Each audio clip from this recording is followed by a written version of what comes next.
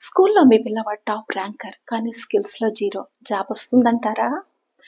Top companies first వీళ్ళని reject చేస్తారట. అంటే ఈ 21వ శతాబ్దంలో మార్క్స్‌తో పాటు స్కిల్స్ చాలా ముఖ్యం. అంటే పరీక్షలే కాదు, ప్రాక్టికల్‌గా ఎదురయ్యే సిట్యుయేషన్స్ ఎలా డీల్ చేయాలో నేర్పించాలి. అంటే అవి common sense, creativity, problem solving skills అలాంటివి. అయితే ఇవి సందర్భాన్ని బట్టి ఇంపార్టెన్స్ మారుతూ ఉంటుంది.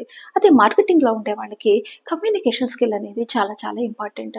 అదే ఒక డాక్టర్ అయితే డెసిషన్ మేకింగ్ ఫస్ట్ ఇంపార్టెంట్. తర్వాత కమ్యూనికేషన్ స్కిల్ అనేది ఇంపార్టెంట్.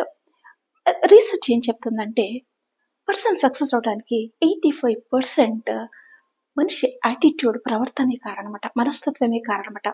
కేవలం 15% మాత్రమే చదువు, తెలివితేటలు కారణమవుతాయట.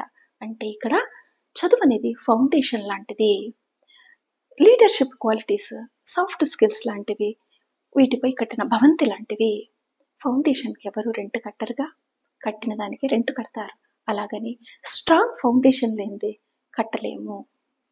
అంటే పిల్లలకు పిల్లలు లైఫ్‌లో ఎక్స్‌పోజ్ అవుతేనేగా స్కిల్స్ ఇంప్రూవ్ అయ్యేది. సో, పేరెంట్స్ ఏదైనా ఇంపార్టెంట్ డెసిషన్ తీసుకునే ముందు కానివ్వండి, ప్రాబ్లమ్స్ టైంలో కానివ్వండి, అంటే మనీ మ్యాటర్స్ అవ్వచ్చు, లేదా సిబ్లింగ్స్‌లో ఏదైనా చిన్న చిన్న ఛాలెంజెస్ అవ్వచ్చు, ఏదైనా కానివ్వండి, మీ పిల్లలతో డిస్కస్ చేసి వాళ్ళ ఒపీనియన్ తెలుసుకోండి. మార్పును మీరే గమనించండి.